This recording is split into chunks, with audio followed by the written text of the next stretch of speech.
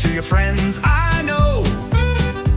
You ate all their chips with a cheeky grin, then ran back home with chips on your chin. Then what happened? Did Mama shout? Mithu said, I was just helping out.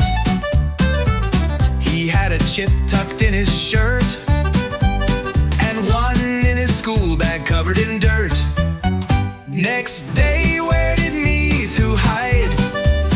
Behind the cupboard, curled up inside. His friend came knocking, asking for more. Mithu said, I flew to the jungle